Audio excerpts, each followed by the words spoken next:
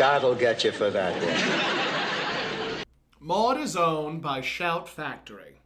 God'll Get You for That, Walter is produced for entertainment purposes only. Sponsored in part by Findley's Friendly Appliances. Hello, everybody, and welcome to another episode of God'll Get You for That, Walter. And he does not. He does not in this episode. No. Hello and welcome. My name is Tom Catt, and I am joined by my ever delicious, delightful, and lovely co-host, Toni Homeperm. Toni Homeperm. And this is God'll Get You for That, Walter, a podcast where we discuss the 1970s hit sitcom, Maude. And today is our episode 59, and we're going over Maude The Boss. Which was season 3, episode 11. It aired originally November 25th, 1974. Directed as Evra by Hal Cooper. Written by Norman Lear, Bob Schiller, Bob Weisskopf, and Rod Parker. And there were a couple of guest stars. Yes. There were a couple of guest stars on this one. And a very, very special one. A very specific and special one. Yes. Herb Edelman. Yes. And to those who don't know, if you don't know, you should. What is wrong with you if you don't? Herb Edelman famously played B. Arthur's husband, ex-husband on The Golden Girls. Played Stanley. He played Stanley. In this episode, he's playing Woody. Ted Chapman is playing. It said Tony on IMDb. Yeah, but nobody was called Tony. The character's name was Tom. Tom, right? Yeah. And Gerald Hicken played Bud. Yes. I'm not really sure which one was Tom and which one was Bud. I'm not sure which one was Tom and Bud. You know, we know Herb Edelman was Woody. We know Herb Edelman was But the other two, interchangeable, basically. Correct. And this was actually one of my favorite episodes, hilarious. It wasn't at first. No. Like, I remember watching it, and I was not feeling it. I was not into the characters. But, like, the more I watched it, the more I appreciated, like, the message that the episode was trying to put forth. What'd you think of the episode? I liked it. I definitely enjoyed it. I thought it was a good one. So the episode opens with Carol, walking downstairs and her breasts following. Of course. As a matter of fact, that was one thing that Adrienne Barbeau had said. Like, one of the reasons they had her coming down the stairs all the time was because her breasts jiggled. Right. Okay. Well, I do the same thing with my breastplate. It's always good for extra tips. See, I just have foam rubber. Yes. So Carol is walking down the stairs, and we hear Maude in the background saying her face is on backwards. Her face isn't on. She doesn't look right. She looks like Telly Savalas in drag. Yeah, she was complaining about her hair. Complaining about her hair, complaining about her makeup, complaining about everything. Like we do on a regular basis. Exactly. And I think that Mrs. Naugatuck came out of the kitchen. Mrs. Naugatuck comes out of the kitchen, and Carol's like, mother is beside herself, and I think at some point it's mentioned that Maude has been in and out of the bathroom. Yes. And Mrs. Naugatuck then mentions the TV commercial saying that the entire country is constipated. Yes. What TV commercial was she talking about? Oh, back then in the 70s, it was always like, do you ever feel irregular? They never came out and said like what exactly specifically a product was for. So like when it came to like constipation, it was like, do you ever feel irregular, less than fresh? Yes. Well, that was a feminine hygiene product. The daughter's like, and nowadays, Mom, do you ever have that not so fresh feeling? And I would ask my mother, I was like, are they talking about bread? Talking about freshness. I mean, what the heck is that? Oh, goodness. And I mean, nowadays, we have, Summer's Eve, we have Activia, so we have things that regulate a person's system and whatnot. Yes. But talk to your doctor before using either of those products. All out in the open now. It is all out in the open. And you know something? I'm glad Eve ate the apple. Okay. I'm glad Eve ate the apple. Everyone should be educated. All right. So now Maude, I believe she came down the stairs, and now she's going on about her eyelashes. Yes, and she said that she left them on the kitchen, on the bathroom sink, and she says, "Good Lord, maybe Walter drank my eyelashes by the water, because she left them by the water glass." She left them by the water glass. Now, have you ever put an eyelash down after doing drag, and then you see it the next day, and all of a sudden you freak because you thought it was a spider? or something like that. That has not happened to me because as soon as I'm done with my gig, I put them back where they came from. Well, aren't we special?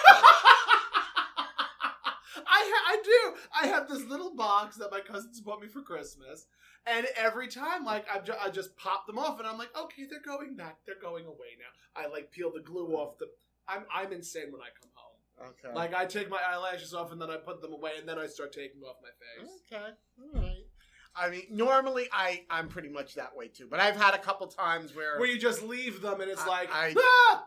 You know, it might have been like a double gig or something, or I had to travel really far. By the time I get home, and it's like you're just like you're almost manic about wanting to just get out of everything because you've been in it so long. Oh my God! There are two things that a drag queen will always love and appreciate: taking off their eyelashes and getting out of their corsets. Yes. You know, we talk a lot about women saying as soon as they take their bra off, they feel it's relaxing, it's refreshing. Right. For drag queens, it's eyelashes and corsets. Eyelashes and corsets. All right, so so Maude, now she's wondering if somebody broke in the house, if a prowler is walking. A prowler's walking around with my eyes. With her eyes. So Carol says she's going to lend Maude hers. Her eyelashes. And Maude goes to pull Carol's eyelashes off her eyes. That, still to this day, every time I watch it, I'm just like, please don't don't do that. And Carol's like, not the ones I'm wearing. Not the ones I'm wearing. That was a very well acted moment for the both of them. Yes, it was. Definitely, there was a lot of good physical comedy in this episode too. Mm-hmm. And she apologizes to Carol because she's nervous, and then we find out about her stomach. Yes, she has a nervous stomach, which is going on since last night, and it's going. Oh yeah, she does the off to the races. Off to the races. Yeah.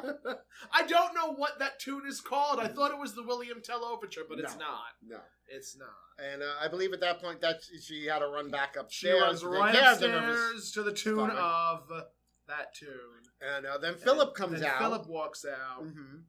And, he says, what's the matter with Grandma? And he's like, why? He can't believe that Grandma's scared. Yeah, because that's what Carol says. Grandma's very scared.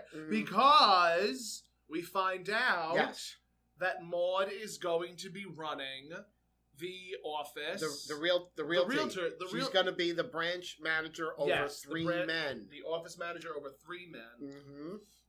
And, Philip snarkily says, I'm bossed around by women all the time. Right, yeah.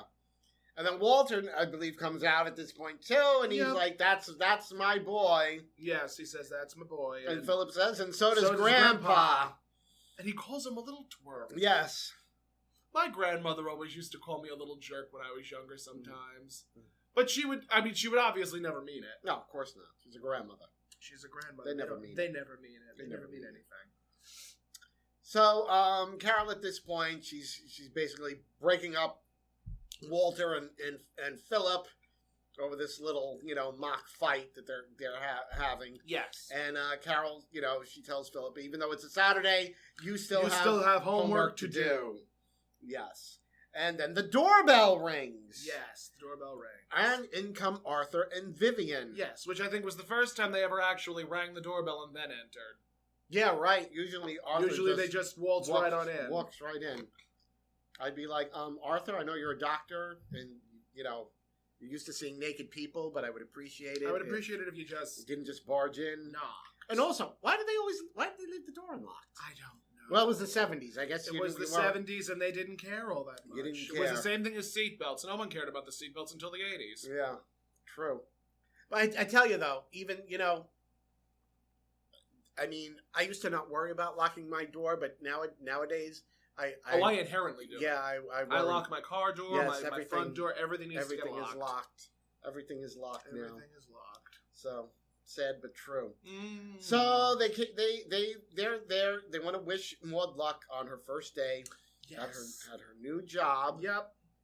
And I think Walter made something about that she needs a new stomach. Yes, she's slipping into a new stomach. Yes, she's slipping into a new stomach. A new stomach. And Carol is saying how, she's basically saying that she's nervous. She wants to succeed. Yep. Oh, she makes something about She when says you're so Carol says Yes. the more you want to succeed at something, the more you're afraid of failure. failure. And Vivian, Yes. there's a pause, and then Vivian turns to Walter and says, No, to Arthur. says to Arthur, just like you last night. Just like you last night. And the audience there's quite a bit of loses a it. pause and a lot of laughter. I enjoyed that. I enjoyed that so And Arthur much. had sort of this dumbfounded look on his face. Yep. And Didn't he say he was trying to change a light he bulb? was trying to fix the alarm clock. Trying to fix the alarm Yes, clock. trying to fix the alarm clock. Then Maude, she comes down the stairs. She's at midway point. She's at the top of the she's stairs, and she's making this big pronouncement to everybody. Could someone please tell me I'm beautiful? Tell Yes. me I'm this. Tell me I'm that. Please throw me a crumb. Throw me a crumb. And of course, they're all giving her compliments. They're all Arthur, complimenting Vivian, her. They're all Carol. being sycophants. But then Walter said something. He threw something in. He says, Don't, stop complaining or stop worrying. Right. And, Maude then comes downstairs saying, Walter, I said, throw me a crumb. Don't act like one. At which point, Mrs. Naugatuck comes in. over. She has bangers and mash. Bangers and mash for breakfast. For breakfast. I mean, it's a European thing. Have you ever had a European breakfast? No, I know what you're talking about, like a traditional English breakfast. English breakfast, I'm sorry. Which has not like European sausage, beans. I don't know, steak. they're really big on beans. Sausage, beans, steak, eggs, and I think tea. I'm trying to think. I think there's like toast with marmalade and things like that. We're gonna look this up. But a lot of times, a lot of the British shows that we watch, they a lot of times they're having very traditional. They have like that traditional English breakfast. Yes, the common full English breakfast is a substantial meal consisting of back bacon, eggs, British sausage, baked beans, fried tomato, fried mushrooms, black pudding, fried and toasted bread. Yeah. So that is a feast. Bangers and mash, though, that's not a breakfast thing for Brits. That's like either a lunch or a dinner thing. I would say yes to that. Yeah, because that's a very heavy. Yeah, they don't eat that for breakfast.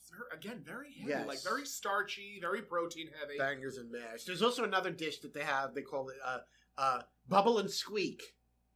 Bubble and squeak. Yeah, that's what they take, like stuff like leftover sausage and different things. Yeah, basically you just throw it in a frying pan. Yeah, and like fry it, and they call it bubble and squeak because of the sound it makes.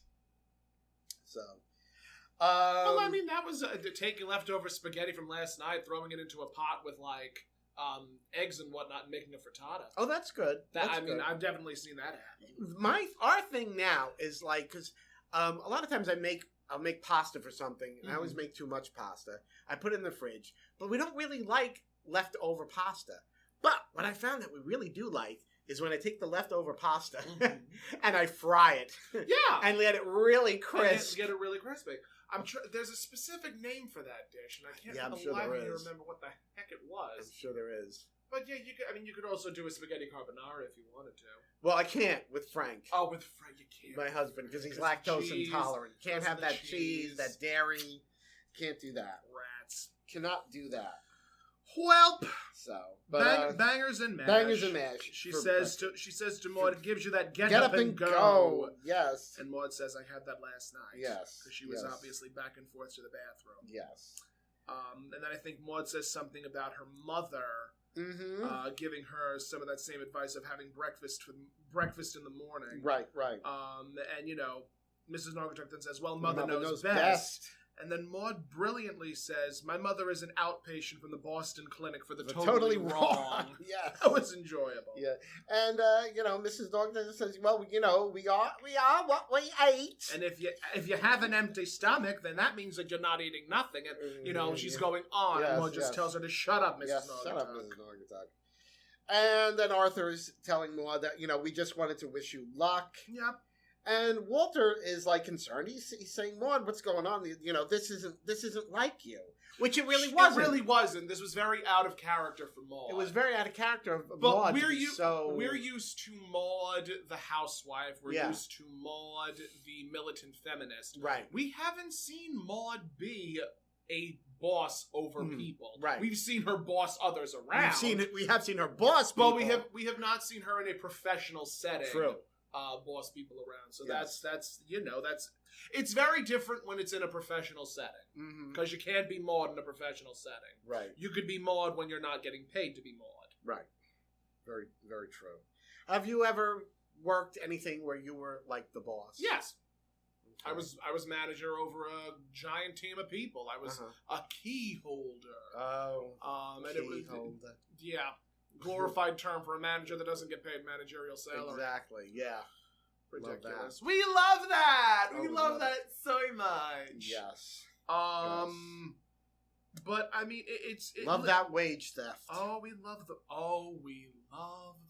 Love the wage theft. Love which we will be talking. Which we will get to. We will definitely get to that. We will get to wage. that. Get to wage theft. But yeah, just it's very interesting. You know, not so much bossing people around, but delegating orders to people and like saying do this or do that or do. I mean. It does nothing for me. I'm not one of those people that like has a power trip. No, me either. That's like with some things where I worked where I was like, you know, in charge. I like did everything just as the same as everybody else, and I figured, you know, and I feel like that motivated everybody to be like to, you know, work their best. Yes, because I never wanted to be like, because I've worked under people that have power trips. Yeah, they have a power trip, and it's like. Get over yourself. It's not. I mean, at that point, it's not fair. Yeah, it's just not fair. Yeah, and what is it? It seems so. Why are so many bosses jerks? How do these jerks always get like promoted to these jobs? I mean, it's just ridiculous. Sometimes it's a privilege. Sometimes it's as a matter of fact, I was hanging out with a friend of mine the other day, and we were talking, and he works for a specific company. I will not name the company. No, don't name it. And he'd been working for them for about 4 or 5 years. Oh. And he was asking for a promotion. He was asking for a raise. And he is black. And I asked him, I was like, have you like spoken to them about this? And he goes, yeah, but one of the guys that had been working there for like 2 years was given that promotion. And I asked him, I was just like, is he white? And he said yes. So it was one of those moments where I was just like, that makes me uncomfortable. I don't like that. But that's also, again, that has a lot to do with the episode in question that we're talking about, because this episode does not deal with race. However, it does deal with gender. And that is definitely a thing that has happened where, you know, the managerial position will usually go to someone that the manager trusts, and more often than not, the manager that is going to hire a key holder or hire someone to work under them, it's traditionally what makes the life of that manager easier. And again, it really depends quite heavily on that person's outlook. Not only outlook, but also the recommendations in the resume, or how qualified a person is. And it's interesting to see that dynamic. I was never involved in a hiring process. I never helped hire somebody. So I cannot speak upon that.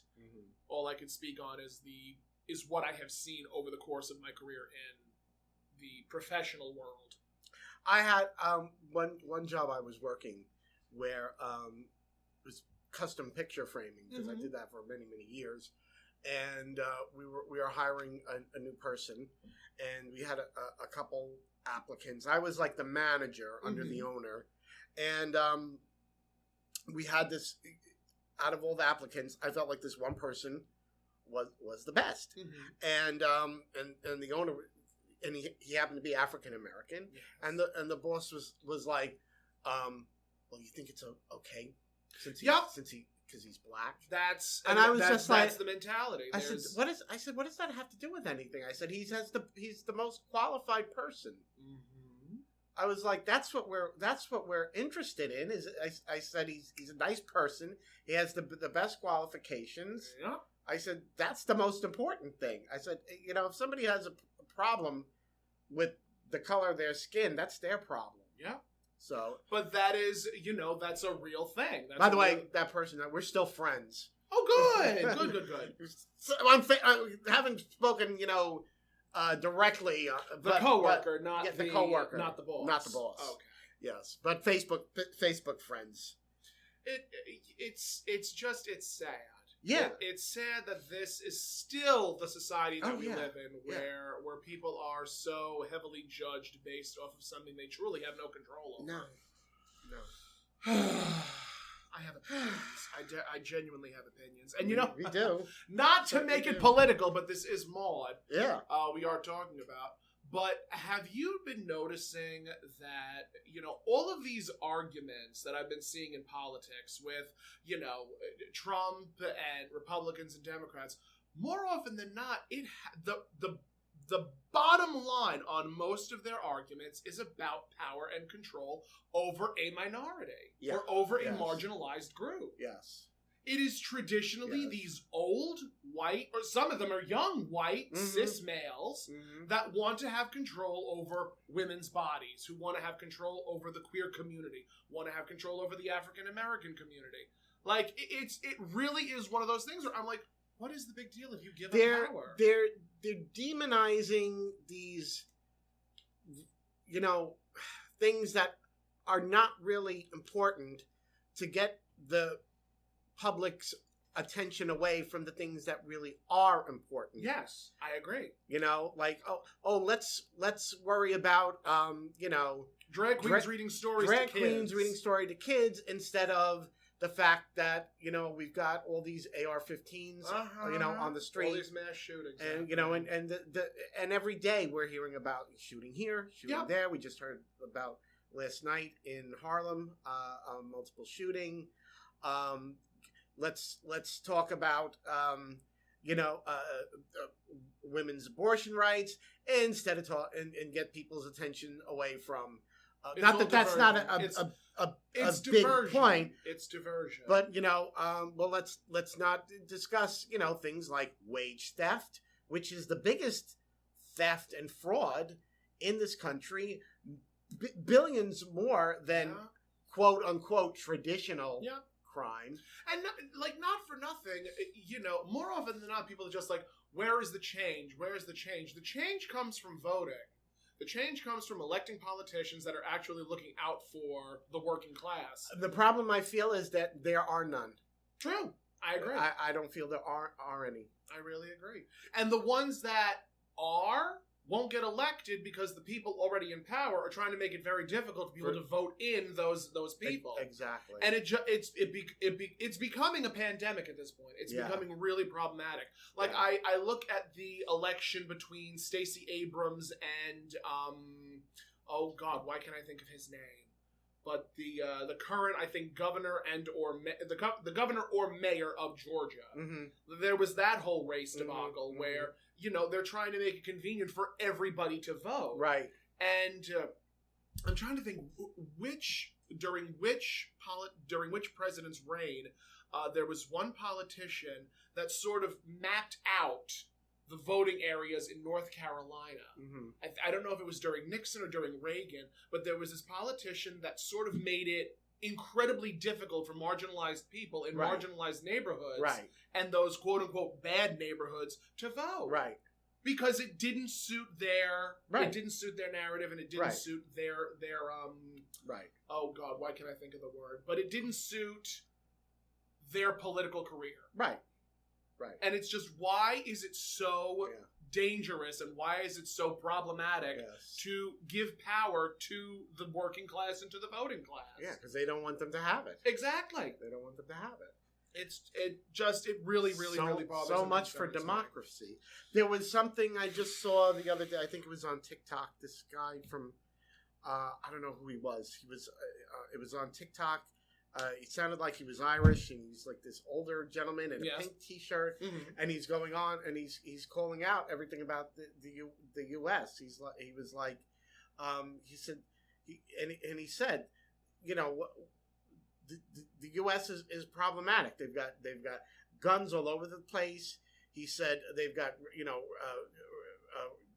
racial strife. He said they don't even have universal health care. Yeah, that's a biggie. Yeah. I mean, even look, 50 years ago, we were still trying to fight for socialized medicine, and Yeah. we're not getting it. Yeah. We're just not getting socialized medicine. It is a conversation that is brought up in Maude a number of times. Yes. And there needs to be socialized medicine. There needs to be easier access to healthcare in this country. Yeah. People should not be going into debt paying off their medical bills. Yeah. I just saw somebody post something, you know, going through a rough time, saying I have to decide between whether to buy food or pay for my medication. Isn't that sick? That I need to live. That's sick. That's truly sick. In what is supposedly the Richest and greatest country in the world. Yeah. What was it? Finland, Denmark, and Switzerland? Finland, Denmark, and I think one other country are the happiest countries in the world. I'm sure. And I would love to know where we rank. I would love to know where the United States ranks. I don't want to know. Potentially. I don't want to. I do not think that it is dead last, but it is certainly close. It gets lower and lower every year. Yes. So anyway, moving right along, Maude then asks, "Do you think that my male employees are going to give me a rough time because of my being a woman?" Walters is saying no, and Arthur says absolutely, yes, absolutely, yes. And you know, Maude is a little bereft, so Carol comes in to fight for her, saying, you know, women are finally like being looked at as more than just housewives. Right. And Vivian says, "Don't be a male chauvinist puppy."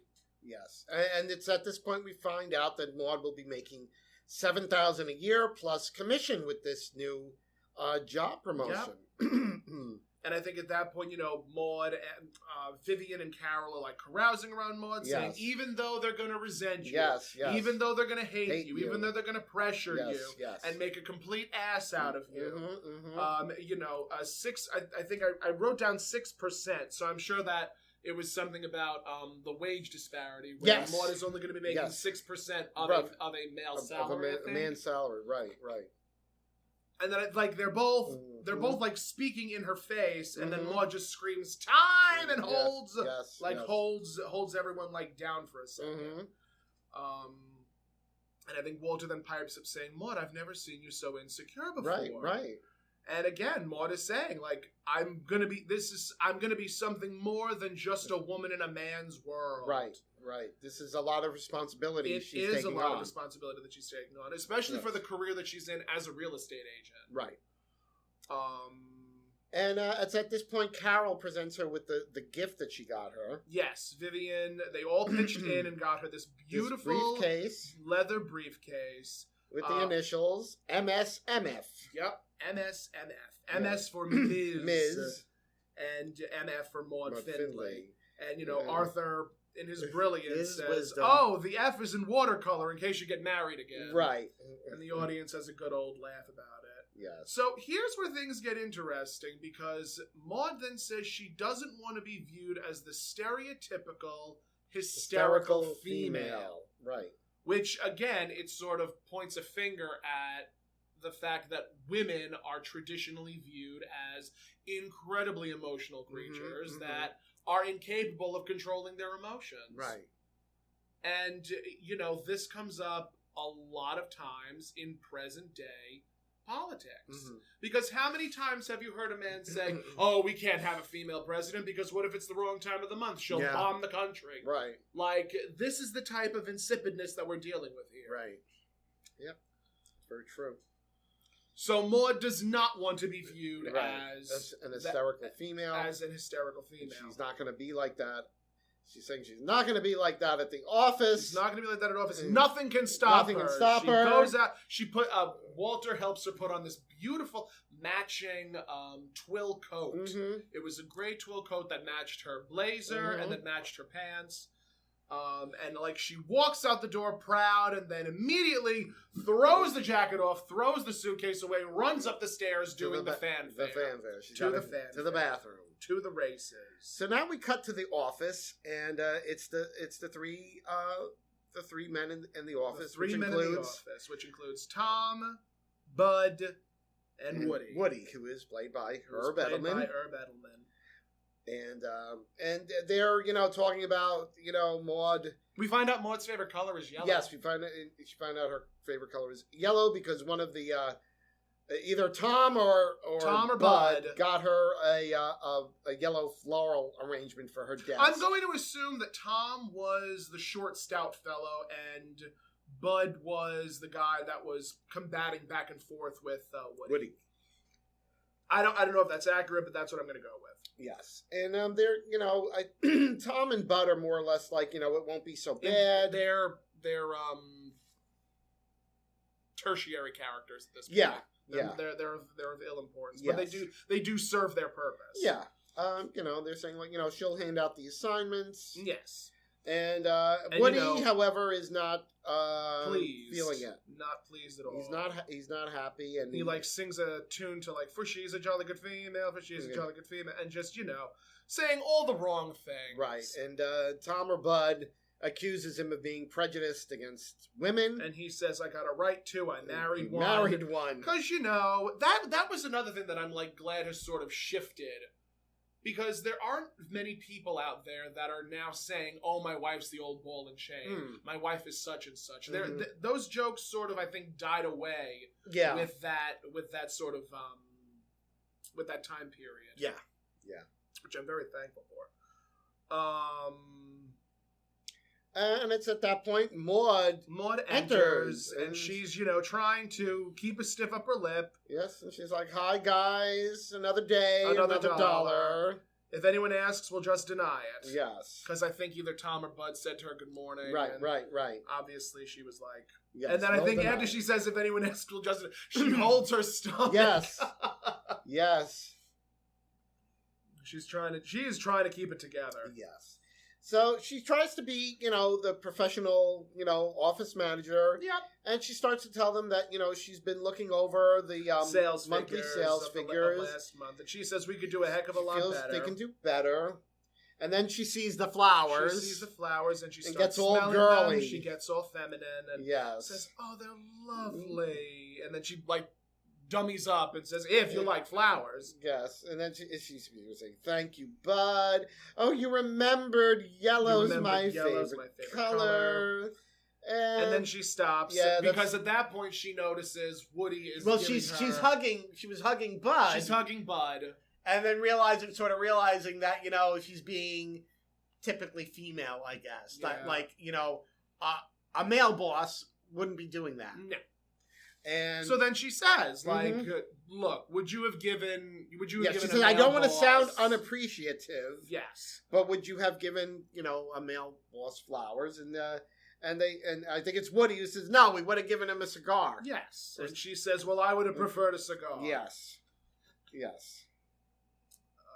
So I think at that point Woody gives her a cigar, and she holds it and says, "I'll keep it for later." Yes. And tucks it away. Yes.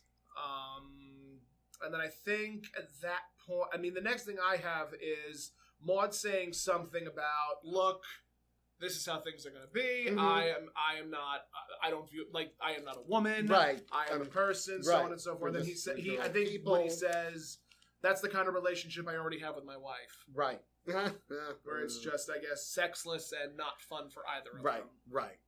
So she wants to basically have just a little impromptu meeting about going over the plans for the day. Because Maude is trying to have the conversation. Right. Woody gets up and just starts working.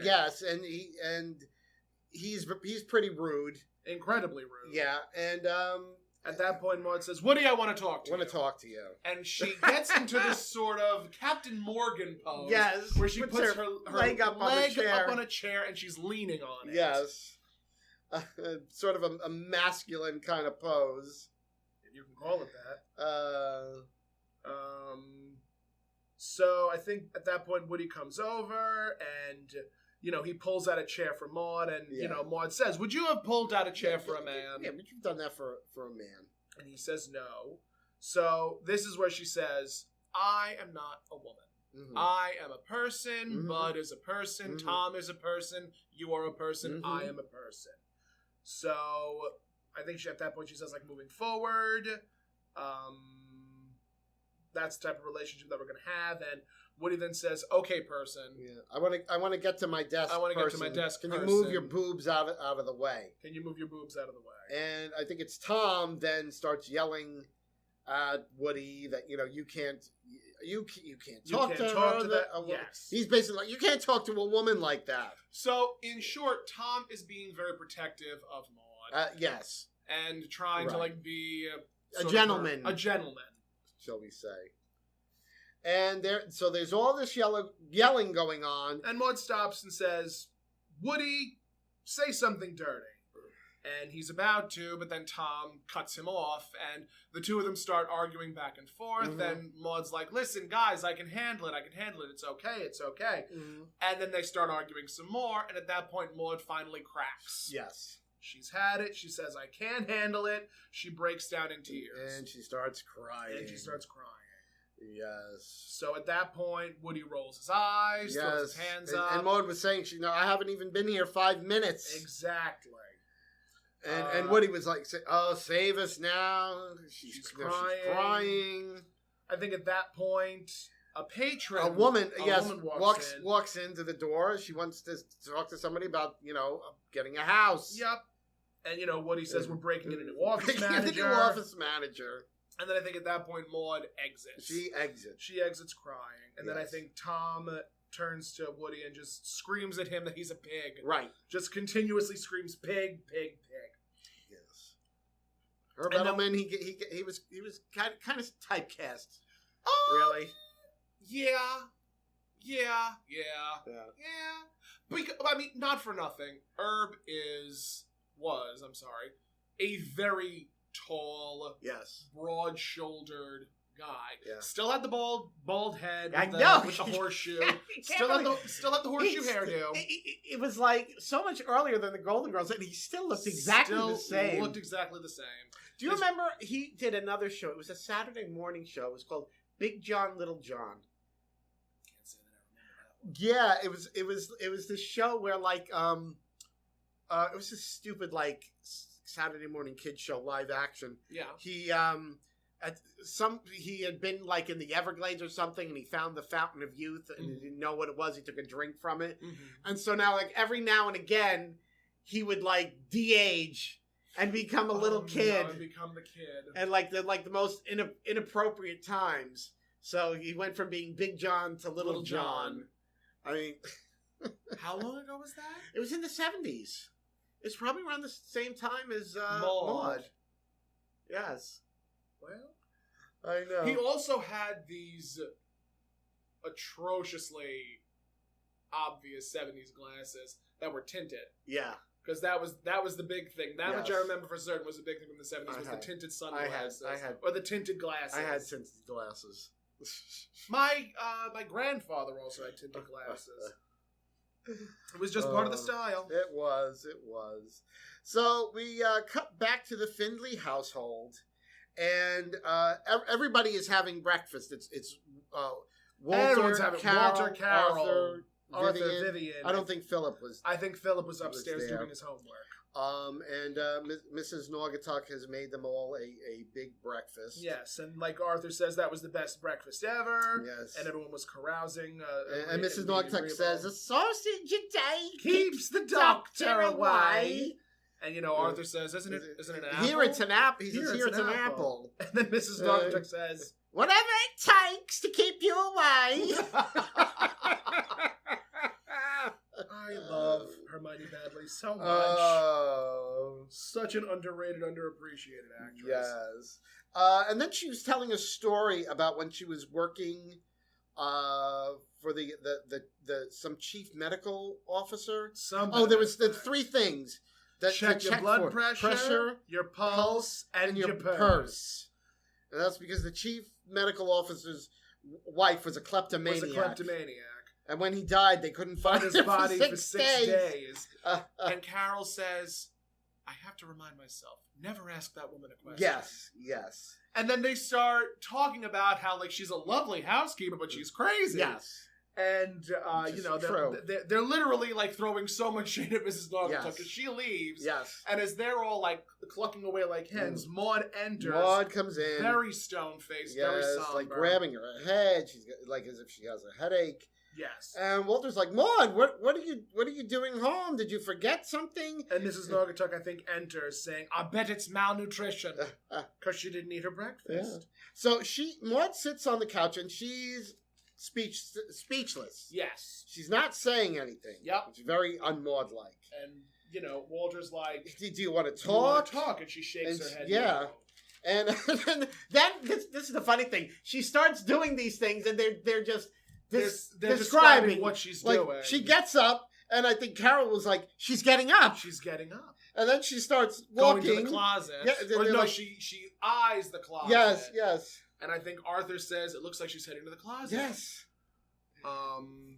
Then she goes to the closet, opens it, and pulls out her box of memorabilia. Yeah, and Walter's like, it's her box of memorabilia. And she pulls out a Shirley Temple doll. Yeah. And she's just staring at it.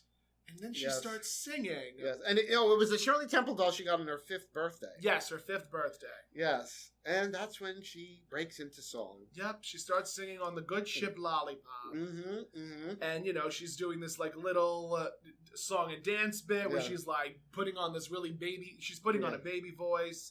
Yes. And Walter's like, Maude! And then she Maude! slams the doll on the bar, saying, Yeah. Walter, why did my mother put me in curls and frilly dresses? Forced me to play with dolls. Forced me to play with dolls. Yeah, she's saying, how can I be a boss when I was trained to be Rebecca of Sunnybrook Farm, nurses, secretaries, and housewives. Right.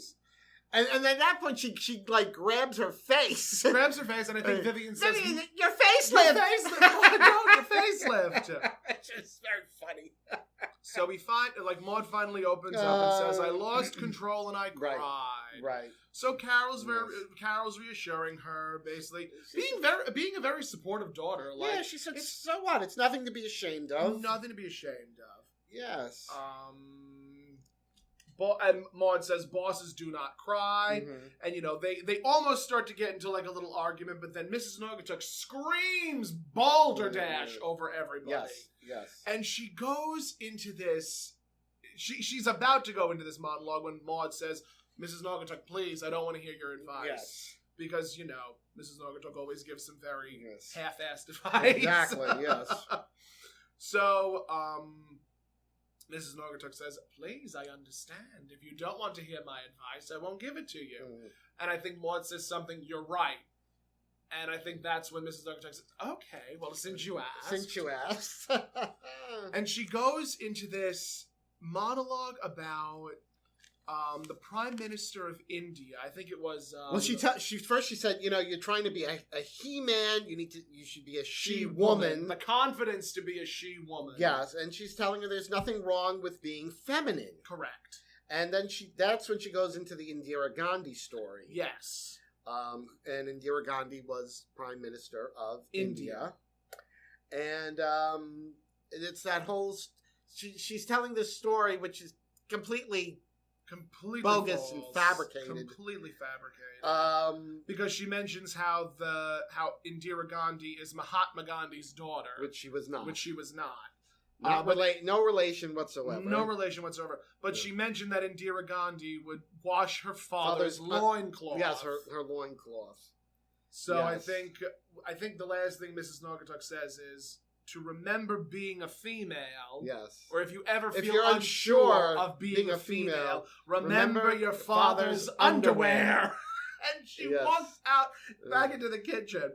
And the audience is losing their minds. And Maude is just, at this point, is just like, what's the use? What's the use? My husband doesn't understand me. My daughter doesn't understand. My friends don't understand. No one understands. And I have a housekeeper nobody understands. Right. And she goes upstairs. And Carol tells Walter that he needs to convince her to go back. And even Arthur's saying, it's like falling off a horse. when you fall off a horse, you need to get right back up. on. And Walter walks up and to the top of the stairs says, "If I'm not back in 5 minutes, I was trampled to death by the jockey." That's right. So Maude is sitting at the foot of the bed. Yep. And she's looking at her briefcase. Mm-hmm. And I think she says MS for Ms, MS for my foot. Oh, MS, MF for my foot. My foot, yeah. I guess, being really down on herself. Yes. Being really down on herself. Uncharacteristically down on herself. Right. And but again, I mean, we say uncharacteristically, but again, we've really never seen Maude. Yeah, I've never seen her in this type of official position. In this type of position. So where she was, it was a new scenario for her. It was a very new scenario. And she was out of her comfort zone. Mm-hmm. And yeah, and I guess that could happen to anyone. Yes. So, so Walter comes in and she's like. Walter, they treated me like a female, and I was resented for being a female, and I was protected by being a female. Right. Yes. And Walter is trying to comfort her in a very romantic way, saying that she's a marvelous, exciting woman. Yes. And, Maude's like, "I know, Walter." Yes. And, Walter's kissing her all over. "You're beautiful." And Maude's like, don't call me beautiful. Call me intelligent. Call me capable. I want to be more. She wants to be more than just a housewife and more than just a sex kid. I mean, this has been an ongoing theme with a number of Maude episodes where she wants to be perceived as more than just. Yes. More than just that. More than just a housewife, more than just Walter's the sum wife. Of the parts. Yes. Yes. And, I think at one point she says to Walter, "Help me find myself." Mm-hmm. And he's telling her she's beautiful, intelligent, capable, competent. Kissing her. And she's like, "Oh, do you really mean it?" Have you ever done that? I have. I don't think so. I have. I don't think so. Every time, listen, I was having a conversation with a friend of mine earlier this morning, and I had told him that I was auditioning for classes for a voiceover class, and they went, "Oh, I'm sure you're going to get in without a problem," and I'm like, "You really think I am?"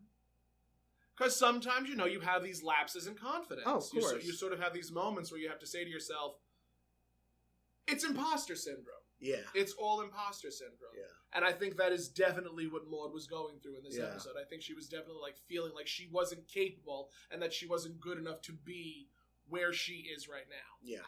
True. And sometimes, being told by someone that you are incredibly close with, it's like, oh, maybe I am. Mm-hmm. Very true. So Walter is telling her she has to have faith in herself. Mm-hmm. And just be yourself, have courage, and you have to go back. You must go back. And while he's saying all of these things, he's locking the door, and he's closing the windows and closing the blinds. Yes. Because Walter is getting ready for a little morning delight. Yes. Yes. And, they're talking, and Maude finally gets the courage that she has. She says, "I will go back." Yes. And she's like, no, Walter says, "You will go back, but after lunch." And I had something about she was saying at one point, if only I had the courage. And he's telling her, "You must go back. Mm-hmm. You will go back." Yes, right after lunch. So while Walter's doing all that, Maude is laying down on the bed. Yes. And she says, "Walter, you're giving me the lift I need." Yes. And the audience again laughs because obviously, And Walter says, "I'm doing the best I can." Doing the best I can. and that's when he starts unbuttoning his shirt. Yep. And, Maude then is laying down saying, "I can do it." Says, "Oh, Walter, I can do it. I will do it." And she's never going to let sex stand in the way. So she gets up. Those men were wrong. So she gets up, goes to the door, and Walter's like, but Maude, I thought after the conversation you and I would. And she turns to Walter and says, "Walter, it's 10 o'clock in the morning!" Which I wouldn't have a problem with, but neither that's would I. just me. I've had early morning. I don't. Sky rockets in flight. Afternoon Delight. Yeah, well, actually, that song came out around that time. Do you remember that? Yes. I mean, you wouldn't remember, but you know. I do know the song. The song. I do know the song. It was around the same time that Midnight at the Oasis also came Midnight out. at the Oasis. I do like that song a lot, actually. My husband Frank loves that. He was like, oh, you should sing that song. You should sing that song. Why not? It would be a fun song to perform. Yes. So Maude goes back to the office, and we cut to the office, and Maude's handing out cigars. She says, one for you, Tom, one for Bud, one for Woody, and Mother Pin a Rose on me. Yes. And she's saying, you all have you're your going to make your own coffee. Yes, you're going to make your own coffee. You have your assignments. Get to work. And because obviously, back in the day, the woman would make the coffee. Yes. And so I think at that point, Woody gets up and goes over to Maude, and he examines her suitcase and says, "Oh, what does the MS stand for? Master Sergeant?" Yes. So Maude gets up and says, "Actually, MS stands for Millicent Sweetbread. Who was a piano teacher and was the first female president of the United States. She was elected in 1945. Yes. I remember I voted for her. And as she's going on, he waves his pocket square saying truce. Right. And at that point, we find out that Herb was passed over. He's resentful because he was passed over for the job that was. And he breaks down in tears, saying that he was passed over for a $9,000 a year job. And starts crying. And, he was saying, you get pretty steamed, and just holds his face, crying hysterically. Yes. And Maude's trying to comfort him. She's saying, don't be embarrassed. Yep. And she stops and says, I'm only getting 7. Yes. He's like, 9,000? I'm only getting 7. And Woody says, oh, you're a dame. A dame doesn't need... You're a woman. You're a woman. You're being supported by your husband. You have a husband that's supporting you. Yep. And that is still the excuse used today. Look at the female soccer team. What about it? I don't know. They made less than the male soccer team. Oh. They made I don't know how many more millions. I think male soccer team made over $1 million something, and I think with the female soccer team it was only a couple of $100,000. Like the disparity is real. The disparity is awful. I was actually just reading something. It was some male tennis star who did something, and like the reporter said, "Oh, how does it feel to be the first American athlete, tennis player to have done this?" And he was like, "Actually, Venus and Serena Williams both did it before me." Yeah. And it was like. It's unfortunate that this sort of male chauvinism is still ever so prevalent in today's society. And, again, it's one of those things where it's the only way to combat that is by electing congresspeople and incumbents and, politicians at the local level. True. That will support equal wage for equal work. And also, supporting women and supporting marginalized individuals. So it's just, it all reverts back to that one area. True. Very true. So. Maude basically tells, you have 10 minutes to get him shaped up and back to work. Yes, and she's like, and she says, if I'm only gonna be making $7,000 a year, I'm gonna take the longest coffee break in history. So she calls back to her home and she says, Walter, are you still upstairs? Stay there. Stay there. So she grabs her coat, she grabs her suitcase, and she turns back to the 3 boys, and she says, "If you think I'm going to take this lying down," and walks out. Yeah. Because obviously she is going to take it lying down. She is going to take it lying down. And she has no problem with that. No problem with that. I mean, again, it really is one of those interesting episodes where it combines comedy with a real-world issue, and one that is still afflicting us today. Yes. And again, that's another one of the reasons why we did the show in the first place, was because just because things happened 50 years ago doesn't mean they magically changed over the course of 50 years. No. In some aspects, it's gotten worse. It's gotten worse. Very true. Ugh. Sometimes I feel like we're the only ones who see it. I mean, I really do believe that there is going to be change. But change starts with being informed and being educated and not being swayed one way or the other. And I feel like a lot of people are at a point where they're just tired. They're just tired. I read somewhere, I think it was either Politico or the Associated Press wrote that most Americans don't want to vote for either Trump or Biden again. Like, I don't want any of us to go through what we went through in 2020. Yeah. I don't want us to go through that again. Right. It's exhausting. Yeah. I know. Because everybody has an opinion and everyone feels that their opinion is the right one. True. So it's definitely interesting to see how, and again, we're going to be repeating this. The more things change, the more they stay the same. So, I don't know. And you know what? It's like sometimes I feel like nowadays you can't escape any of the issues. Nope. It's like because everything has become so politicized. Race is politicized. Sexuality is politicized. Yes. But have you ever noticed that most of the people that make it political are the people that like don't want that to be a thing? Of course. Like it's upsetting that has become like wage disparity should not be a political issue. Like, so help me God, if yes, unions will always be a political hill to die on. But I feel like more retail establishments should be unionized, especially with how unfairly most retail establishments treat their employees. Yeah, and like I've said this before on our podcast.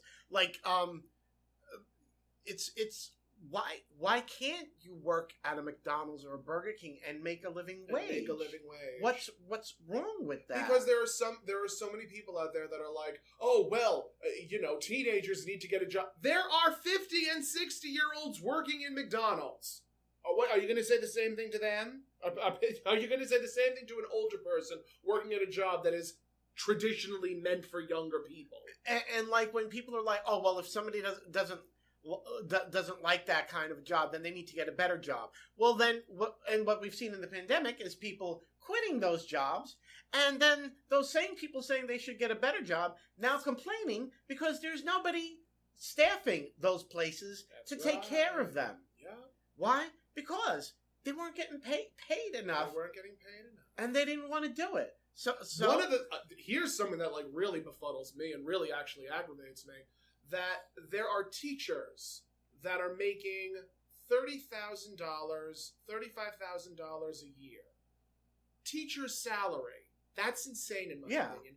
And now these politicians want teachers to carry guns. Isn't that sick? Yeah. I think that's sick. It's like... I think that's absolutely disgraceful. That there are teachers that will quit their jobs and then make more money doing what they want to do. Yeah, like in the private sector. Yes. But it really, really, really upsets me that this is where we're at as a society. Yeah. And there's virtually nothing that can be done about it because the people in power, the millionaires and the billionaires that own these politicians, want it to stay the way it is. Enjoy the status quo. Yeah. I'm ready for another Bastille Day. I sometimes I think that's what's going to happen. Is that there's going to be like, but it was a revolution. It was one of those really funny things where like, I'm not advocating that. And this is not for nothing. This is where I will say that Trump really, really did a bang up job. He got he knew how to rile people up. He got so many people riled up that there were so many individuals at the January 6th insurrection. Like, it was one of those things where I'm like, it's the right thing for the wrong cause. Like, I could see people rioting for universal health care. For universal health care. Gun control. Women's rights. Women's reproductive rights. Free education. Not for an election that the sitting president felt was bungled or a lie. Right. Like, come on now. Yeah. And do you want $250 million he grifted from people? Oh. $250 million he stole from American people. Of course he did. Con man. He's always been a con man, and has a long history of like a lot of his a long history of grifting of like these things that he did, like the casinos and everything, of hiring people. They did work, they never got paid, and it's like a lot of them didn't have the recourse to go through legal channels to get their money. Only a few people were able to do that. Because it took years to get paid. Yeah. So anyway, thank you for listening to another episode of God Will Get You for That Walter. I need a peering. I need a peering tablet. I need a peering. Quick. If you would like to hear more, you can on our YouTube, our Facebook, or anywhere podcasts are found at God Will Get You for That Walter. Correct. Or you can find us on Instagram at Finley's Friendly Appliances. Very true. If you would like to follow me, you can at that Tomcat on all forms of social media, and that's Cat with 2 T's. Where can they find you? Everywhere. That's Toni Homeperm, and that's Tony with an I. Tony with an I. Liza and with we do want to self-promote. August 19th. Yes, August 19th, we will be at the Giggle Room in Levittown as Governor's Comedy Club as Dorothy and Sophia. Doing a Golden Girls Girls trivia. And it is the Golden Girls live interactive experience that is taking Long Island by storm. If we do say so ourselves. And we do. And we do. Isn't that right, Pussycat? That's right, Mom. We thank you so much for listening, and you will hear us on another episode of God Will Get You for That, Walter. Bye, guys. Good night.